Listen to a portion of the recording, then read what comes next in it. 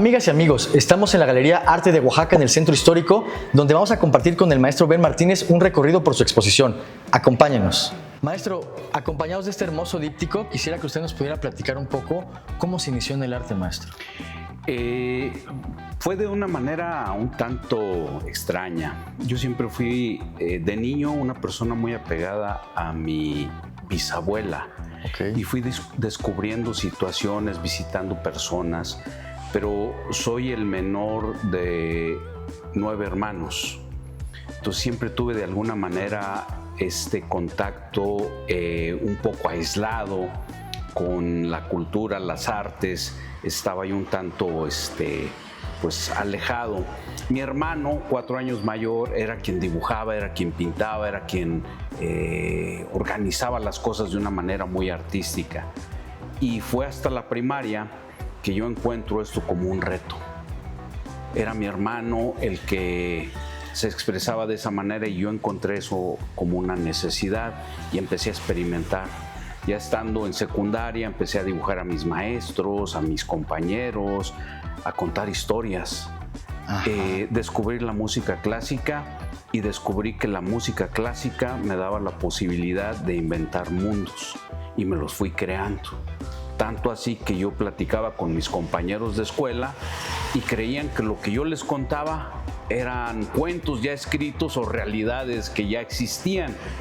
Y no, era toda situación de encuentro. Me dio la oportunidad de construir mis propios mundos, visualizar posibilidades y en futuros años crear la posibilidad de expresarme a través de el dibujo, la pintura, el barro. Descubrí posibilidades creativas en todo eso. Esos fueron mis inicios. Maestro, ¿cuándo se dio cuenta usted que era bueno para esto? Bueno, es ir demasiado lejos, ¿no? Okay. Yo trato de generar algo que de entrada me hace sentir bien. Y si se cierra el círculo y las personas lo aceptan y genera comunicación, estoy del otro lado. Fue hasta que había terminado de estudiar 2 carreras técnicas. Yo inicialmente soy técnico en máquinas y herramientas y técnico en control de calidad. Trabajé para la industria una buena cantidad de años. Hablo de John Deere, General Motors, Chrysler en ese entonces. Y un día, tomando un curso de inglés, la maestra me dice que si hay alguien que le ayude a dibujar en el pizarrón. Tomo el marcador, me acerco al pizarrón y empiezo a dibujar. Y después de que termino de dibujar, un compañero de esa clase me dice: ¿estudias en la escuela de artes? Le digo, no. ¿Y no te gustaría? Si yo estoy ahí y veo que tu línea y tu forma, acércate. Me convenció, me acerqué a la Escuela de Arte de la Universidad Autónoma de Coahuila y por lo demás es historia, ¿no? Se me abrieron posibilidades, conocí técnicas, conocí herramientas, conocí materiales y me pude expresar de esa manera. Algo que señala el maestro Ben que me parece súper importante recalcar es que es un contador de historias. Eso me parece súper importante porque a final de cuentas la pintura, la gráfica, la propia cerámica y otras disciplinas nos sirven para contar historias de manera quizá cifradas de forma muy personal, con un lenguaje muy propio, con una lingüística muy personal. Y eso es lo que hace un artista ser artista, poetizar estos momentos, estas historias. Maestro, estamos aquí en un díptico que se llama Desde la Ventana. ¿Nos pudiera platicar un poquito, por favor? Es la posibilidad de visualizar lo que sucede detrás de una barrera, una ventana, ¿no? Pero no desde afuera hacia adentro, sino de adentro hacia afuera. En este caso, quien nos observa son los personajes que están dentro de la ventana y nos limitan o nos hacen a un lado o de alguna manera ven al horizonte contemplando lo que pasó, lo que pasa o lo que pasará. Digamos, lo tomo también de esta situación de a veces somos un poco hirientes en el sentido de encerrar las cosas y mantenerlas dentro de una caja o en este caso una habitación, pero nunca nos ponemos dentro del área o la posición de quien está dentro de la caja. En este caso, los observados somos nosotros, ¿sí? Dejamos el voyerismo de asomarnos y ellos se transforman en los que nos observan, los que nos juzgan, los que nos analizan. Esa es la idea particularmente de esta pieza. Me parece maravilloso cómo a partir de la visión del propio artista cambia nuestra mirada sobre la obra.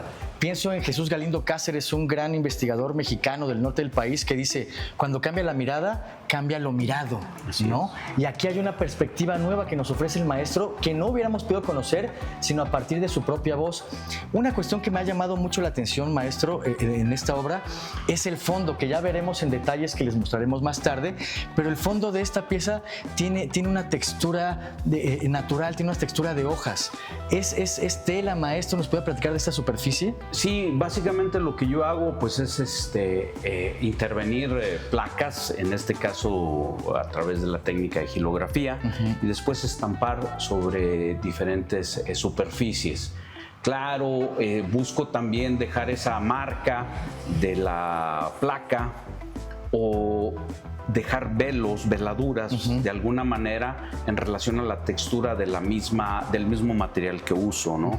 En este caso estoy experimentando con telas, a manera de superficie, canvas, como le llaman, ¿no? De alguna manera se utiliza pues sí algunos otros materiales para que el gofrado de la imagen se marque, o se experimenta con diferentes materiales. Sobre todo llevando la técnica de grabado, la incisión directo a la madera, para replicarla de manera diferente sobre la tela. Esa es la idea. Y a mí me llama mucho la atención esto. ¿Por qué? Porque recordemos que estamos en Oaxaca, en un lugar donde la gráfica es importantísima, es uno de los centros neurálgicos para la gráfica en el país. Hay más de 30 talleres de gráfica entre públicos, privados, con diferentes técnicas, y una de las técnicas más comunes en Oaxaca precisamente es la silografía. Y hay una variante del maestro, ¿no? Él experimenta sobre diferentes superficies y juega. La gráfica no solamente es gráfica, sino se acerca a un lenguaje de la plástica. Cuando él habla de veladuras, las veladuras solo son posibles a partir, por ejemplo, de uso de técnicas como el temple, por ejemplo, ¿no? Que a partir de pasar diferentes capas sobre la pintura, provoca esta profundidad de campo que aquí le otorga el maestro, imprimiendo este grabado sobre otro tipo de superficies. Y quisiera que nos acompañaran, porque esta exposición, ¿cómo se llama, maestro? La exhibición se llama Austral y Boreal, precisamente retomando esta situación de espacios geográficos, particularmente el norte y el sur, o el sur y el norte, que a mí me gusta hacer el comentario de que mientras más alejado estés del norte yendo al sur, pues regresarás al norte, y viceversa, ¿no? Mientras más vayas al norte, más cercano estarás al sur. Es el círculo, maestro. Completamente. Entonces, esto no es un alejamiento, es un acercamiento. Y aquí se unen en esa exposición dos maestros Martínez. Alejandro Martínez, que trabaja con cochinilla, que ya lo veremos en otro programa de arte actual, y también la obra del maestro Ben, que aquí tenemos otra, por ejemplo, ¿no?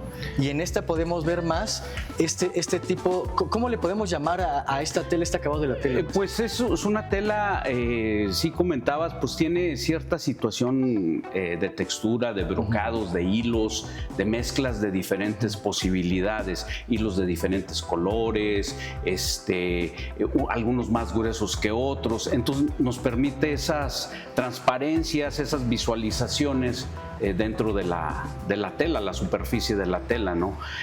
No es algo muy fácil. A mí me costó un poco de trabajo porque pues, hay que controlar la presión, hay que controlar la cantidad de tinta que se coloca e ir experimentando. Entonces, pues lograr algo así, que a final de cuentas yo creo que estoy tratando de llevar la impresión o la estampación de estas placas hacia un poco en sentido contrario, porque la gráfica pues era el sentido de reproducción, y en este caso yo busco darles un sentido de ser únicas a las piezas. Sí, tal vez la imprima en otra tipo de tela o algo, pero ser completamente diferente. Así es. Y me gusta pensar en un concepto que yo he acuñado para mí mismo, de virginidad, una sola, y no reproducir más. Todo el trabajo que se lleva sobre la placa, hacerlo una sola vez. Y estoy usando materiales que tal vez en algún momento el marco o algunas otras cosas tuvieron otro sentido. Y me gusta llamarles virginidades de segunda mano. Ah, eso está padre, ¿eh? Retomar ese sentido de único, volver a ser, volver a los orígenes y quedarse ahí.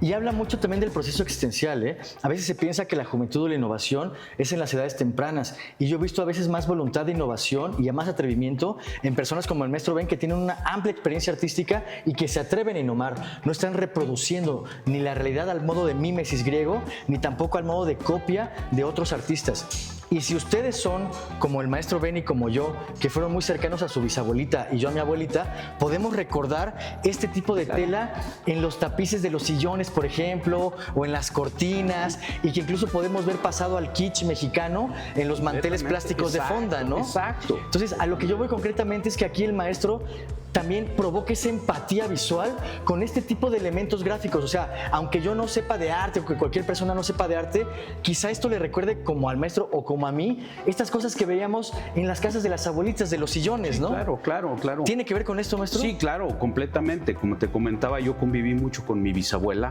Ella me tomaba de la mano, visitábamos a sus amigos, a sus parientes, y yo convivía debajo de la mesa. Mi primer contacto con el descubrimiento era gente de pueblo, gente de rancho, como decimos en el norte. Y lo que a mí me impactaba mucho y fue mi primer contacto fue ver sus pies, el trabajo del campo, sus guaraches, la forma en que platicaban y todo lo que pasaba debajo de esa mesa. Pero también convivía, tienes mucha razón, con ese mantel bordado que estaba sobre la mesa, que cubría las tortillas que comíamos, o que servía para los quesos que le recogía mi bisabuela, ¿no? Con ellos. Y fíjense, algo que me parece también muy importante en términos de la lectura de una persona que es admirador de los artistas y que le gusta el arte, es que yo vinculo la imagen no solamente de manera inmediata con lo mexicano. Quizá podemos vincularlo de manera inmediata y superficial, por ejemplo, con las figuras que vemos en el Día de Muertos, ¿no? Hay algo que tiene que ver con los ojos sombreados, con la propia posición de la cara, con el ornamento de flores, que lo pudiéramos vincular con esta cuestión alegórica del Día de Muertos. Pero también yo lo vinculo con el Art Nouveau, precisamente estas expresiones sofisticadas, y pienso yo en el Chango Cabral, por ejemplo, ¿no? Estos elementos de mujeres muy finas, de mujeres guapas, de mujeres atractivas, que tienen que ver con este contexto artístico. Entonces, me gusta una obra con la cual puedo dialogar como con una persona, ¿no? Entonces, la obra del maestro Ben tiende a generar diálogos en diferentes dimensiones. La dimensión empática con esta cuestión de las abuelitas, pero también la dimensión con la historia del arte que podemos o no ver, pero que sobre todo podemos sentir. Y por eso también es una de las partes que me gusta mucho de la obra del maestro Ben. Y quisiera que nos acompañara al interior de la galería, donde vamos a ver otro proceso de segunda virginidad, como decía el maestro, ¿no? A partir de elementos que el maestro rehúsa y que nos pueden recordar a otro tipo de tendencias artísticas. Acompáñenos al interior de la galería. Pues les recuerdo que estamos en la Galería Arte de Oaxaca, donde pueden visitar esta exposición. La Galería Arte de Oaxaca es una de las galerías más importantes y más antiguas de Oaxaca, que ha impulsado a muchísimos artistas, y ahorita está empezando un proceso, o continuando más bien un proceso de allegar piezas con un aspecto contemporáneo. Toda esta pared es dedicada a la obra del maestro Ben, y él nos va a platicar un poquito de una de las piezas que son simbólicamente muy poderosas. Maestro, ¿nos puede platicar? Claro que sí. Particularmente hay una de las piezas que me conecta a la sociedad en la que vivimos, y otra vez esta transformación y este entendimiento personal con la sociedad y reminiscencia, ¿no? En este caso, bueno, la producción de una pieza de alguna manera de culto, pero tomando como base para la formación de este nicho, pues una pieza icónica de algunos de los productos mexicanos, la Coca-Cola particularmente. La transformación de esta caja contenedora o transportadora de un producto en una caja de culto, y esa conexión que establecemos mágica con un producto que se transforma en icónico y le damos un sentido mágico también personal, sanador y revitalizador, de contacto divino. ¿Sí? ¿Quién no se ha tomado una Coca-Cola bien fría que te vuelve el alma a la vida, ¿no? Entonces, por eso ese contacto de agradecimiento, de gracias Virgen de la Coca-Cola por un día más, ¿no? De darme fuerza, el proveerme azúcar para revitalizarme y contactar no solamente con un producto común y corriente, sino un producto que nos ayuda o ayuda a mucha gente a entender la vida de una manera diferente. Y a mí me llama mucho la atención esta pieza porque reúne algo que hemos visto constantemente en la tradición del arte mexicano, que es unir lo divino con lo profano, ¿no? Entonces esto lo vemos desde el virreinato y por supuesto lo hemos visto en diferentes expresiones artísticas, y me gusta cómo el maestro Ben retoma este elemento en efecto de reminiscencia y nos plantea realmente una crítica, nos plantea también una reflexión, nos propone sobre todo eso, una reflexión para que nosotros a partir de este elemento que tenemos de manera muy cotidiana veamos cómo está tan enraizado en una vida cultural mexicana, ¿no? Sí, completamente. Y la conexión más allá del bien y el mal, la conexión con algo que está ahí y que de alguna manera tenemos al alcance inmediato, y que cuando no está al alcance, pues la idealizamos y la llevamos a otro nivel. Y es la apoteosis de lo cotidiano, ¿no? Y esto es parte de la creación poética, ver lo poético en lo cotidiano. Y aquí vemos el letrero Coca-Cola porque este cajoncito, como se le decía antes, es donde se guardaban 24 Coca-Colas, donde cabían 24 Coca-Colas. Entonces también podemos ver en términos de la historia del arte cómo el maestro retoma cosas que quizá para otros sean basura, pero que él realmente resignifica, ¿no? Entonces se ha hablado mucho de la resignificación en los procesos del arte contemporáneo, y aquí sí hay una evidencia de esta resignificación cuando se retoma algo y se cambia su elemento para poderlo conceptualizar de otra manera. Y lo vinculo también con el arte povera, por ejemplo, ¿no? Retomar estos elementos que otros ven como basura para crear arte. Y tiene que ver con el concepto que usted ha acuñado. Segunda virginidad, maestro. Segunda virginidad, segunda oportunidad, segundo contacto, nueva percepción, nuevo entendimiento. A lo mejor es el mismo, no es que sea nuevo, pero sí te lleva a ese contacto, a esa magia de volvértelo a encontrar de una forma diferente. Y otra vez es como los artistas también conceptualmente pueden provocar empatía. Es importante, sobre todo en el contexto del arte contemporáneo, que cuando se retoman símbolos, los símbolos semánticamente nos remiten a algo. Creo que un gran problema del arte contemporáneo es que quieren que asumamos significados de una cosa cuando no nos dan elementos semánticos para poderlo decodificar de esa manera. Y aquí sí, el maestro Ben, a partir de una hábil construcción de la obra de arte, nos permite empatizar con esta obra, no solamente por la obra de arte en sí, sino por la historia que nosotros podemos tener con algo concreto como es la Coca-Cola. Maestro, ¿qué más nos puede platicar de esta pared? Hay otras piezas también que nos llevan pues un poquito, desde mi punto de vista, a la reflexión de las posibilidades. El contenedor como tal, contenedor de imagen, contenedor de ideas, contenedor de posibilidades, contenedor de historias, pero también la visualización de objetos en una posición diferente. ¿A qué me refiero? Bueno, por ejemplo, esta pieza en particular se llama El Padre, el Hijo y el Espíritu Santo. Sí está Jesús, sí está la paloma, y resignifico la caja, que originalmente era un reloj. Parece, sí, como no. Como el Padre. Ok. Entonces, no meramente Dios, pero sí el Padre Tiempo, sí la posibilidad de todo lo que nos sucede, ¿no?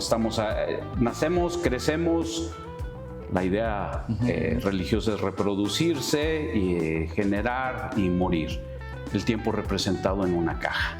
Y fíjense también otra vez cómo a partir de la mirada del artista cambia nuestra mirada sobre la obra. Cuando cambia la mirada, cambia lo mirado. Cuando él nos dice que está representando la Trinidad, pues yo también me pongo a buscar dónde está el tercer elemento y solamente lo puedo descubrir a partir de la voz del artista. Y por eso es importante que nosotros podamos, en la medida de las posibilidades, acercarnos a los artistas, y creo que por eso es la valía de este tipo de contactos, porque nos brindan la posibilidad semántica de percibir la obra de una manera más completa. Por supuesto que el arte es abierto y depende mucho de la interpretación que tengamos, de nuestro bagaje cultural, de nuestras historias personales de vida, pero es importante que el artista nos comente qué quiere dar a conocer. ¿Por qué? Porque es el significado primigenio, ¿no?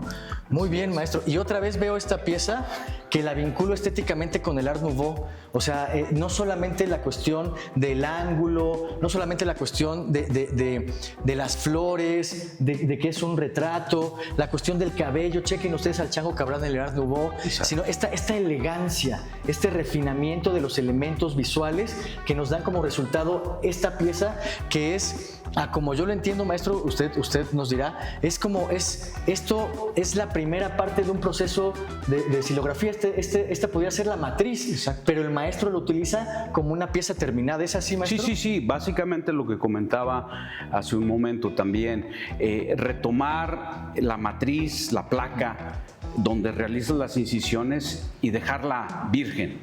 Retomar, sí, un pedazo de madera y darle esa connotación de pieza única. No reproducirla, sino dejarla en su idea original.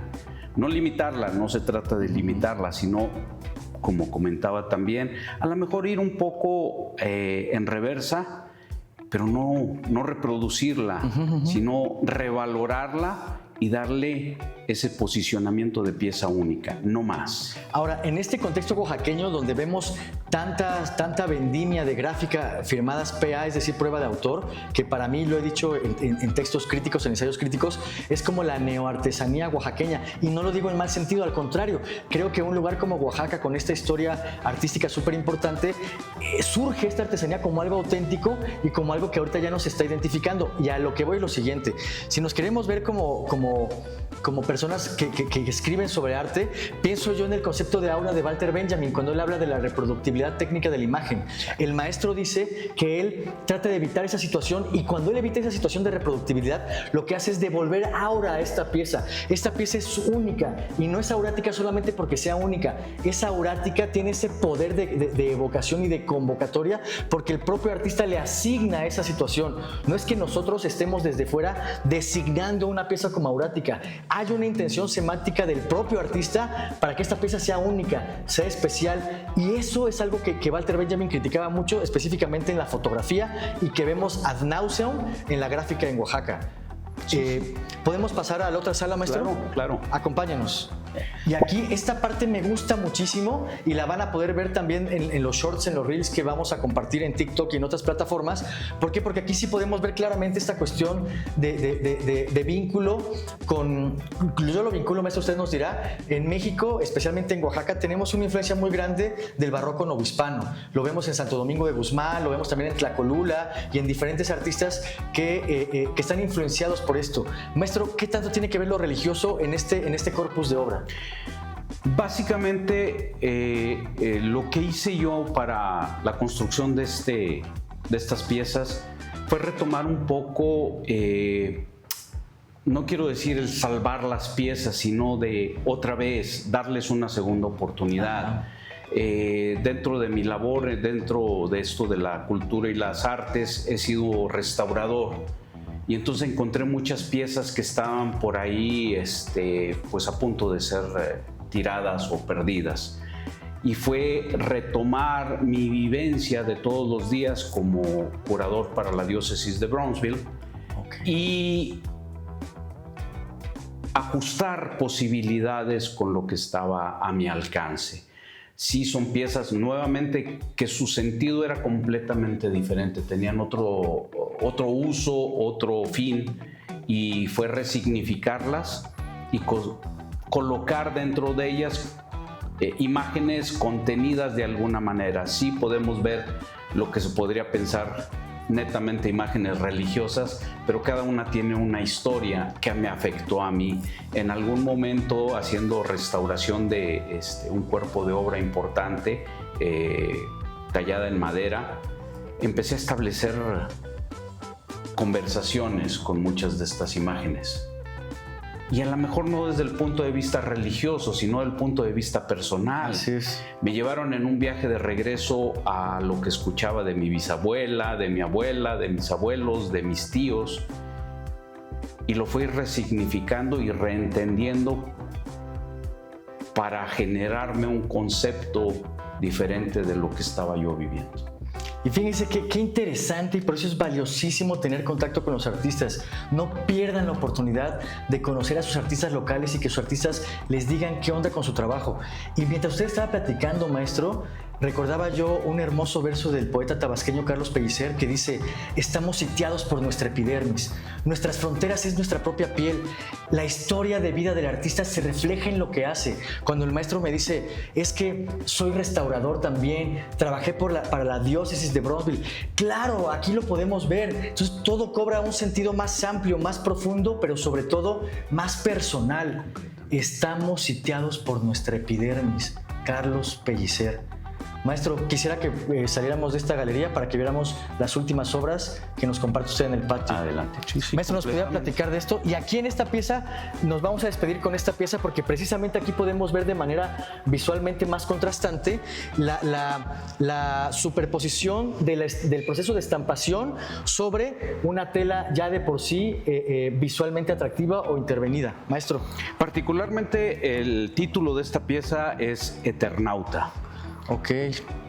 El viajante eterno por el tiempo, por la vida. Y es la representación de la imagen de una persona de edad avanzada, pero que sigue viajando en esas historias de niñez, en esas situaciones de seguir joven siendo viejo. Sí, hay algunos libros, algunas historias que he encontrado por ahí donde nos llevan a pensar en que a veces somos jóvenes y no tenemos los conocimientos necesarios para vivir o sobrevivir situaciones. Y después somos demasiado viejos y queremos tener esa juventud con toda la experiencia que hemos venido acercando. Y hay contactos también con simbologías, por ejemplo la langosta, ¿no? Según he leído por ahí, la situación de que las langostas no envejecen. Siguen creciendo. Siguen creciendo y sus células se van regenerando. Entonces esa es la idea, de mantenerse joven con la mayor cantidad de años posible. Aprender a vivir con lo que se viene aprendiendo, pero reutilizar toda esa información para seguir viviendo, precisamente. Hay algunos detalles, lo que mencionabas en la parte del fondo, la utilización de estas texturas de las telas que uso, y hay situaciones lúdicas, situaciones de juego, situaciones de encuentro. Igual la imagen de los elefantes que están por aquí. Así como no. La pérdida de la memoria en los años maduros es una de las situaciones, y se cuenta por ahí que los elefantes son los que mantienen la mejor memoria dentro del el mundo animal, al cual también pertenecemos. Por supuesto. Entonces, mantenernos jóvenes acumulando la mayor cantidad de años, eso es de lo que trato de hablar en esta pieza. Y volvemos otra vez a las capas de los significados como si fueran veladoras en una pintura, ¿no? O sea, los elefantes que habla el maestro, ya lo veremos en el B-roll, están plasmados en la propia tela. Entonces, ahí es donde el trabajo artístico sucede. No es una tela escogida al azar, es un elemento de significación, y cuando le interviene el maestro ya es un elemento estético al cual le va a añadir otras capas de significado. Y yo quisiera destacar el hábil trabajo de gilografía que tiene para que este Eternauta pueda expresarnos esta vejez, esta madurez, pero al mismo tiempo esta ánima de seguir buscando, de seguir experimentando. Es una persona que que se puede ver de edad mayor a partir de su piel, pero que sus ojos siguen siendo jóvenes, a mi parecer, ¿no? Y así es la vida de un artista. Y no sé si es por mi amplio y conocido cariño al maestro Francisco Toledo, pero hasta me figura un poco esta imagen, este ceño fruncido que le veíamos al maestro constantemente. Y en efecto, las langostas tienen también este otro significado, ¿no? Y recuerdo cuestiones psicoanalíticas y recuerdo otras cuestiones también biológicas que tienen que ver con la permanencia de la langosta y con el tipo de sociedades que hacen la langosta. Y otra vez, la obra de arte nos cuenta historias. Y la historia va a ser mayor o menor potente dependiendo de nosotros mismos, del significado que le demos, de nuestra historia de vida, de nuestro bagaje cultural, pero sobre todo, amigos, de nuestra sensibilidad. Y yo, maestro, le quiero agradecer muchísimo este paseo que nos haya permitido conocer su vida, conocer su obra. Les repito, vengan a la Galería Arte de Oaxaca, esta exposición que se llama Austral y Boreal, que permanecerá durante un mes. Y que ustedes pueden ver la obra que ustedes ven en este video, pero verla en vivo, disfrutarla, gozarla, pero ahora con el valor añadido de las palabras del propio artista. Maestro, no sé si quiere usted decir algunas palabras para finalizar. Pues agradecerte la posibilidad de contar un poco más a profundidad de algunas de las piezas y también retomar la idea de qué puedo yo sugerir para las personas, leer, documentarse. Gracias por entender muchas de las significancias que hay dentro de la obra, esa conexión, y todo esto es a base de conocimiento que se va adquiriendo en el camino. Y hay que acercarnos a las galerías, hay que acercarnos a los museos, hay que acercarnos a los libros, y la única pregunta que está mal es la que nunca se hace. Exacto, de acuerdo. Entonces, preguntar, informarse, y esa es la posibilidad de crecer y aprender de todo lo que tenemos al alcance. Y les recuerdo dos cosas a partir de lo que ha dicho el maestro. La construcción del conocimiento es colectiva, amigos, y solamente la duda nos lleva al conocimiento. Y con esto recuerdo a Sócrates y la mayéutica. Hay que dudar y hay que satisfacer nuestras curiosidades. Hasta la próxima. Esto es Arte Actual Oaxaca. Gracias.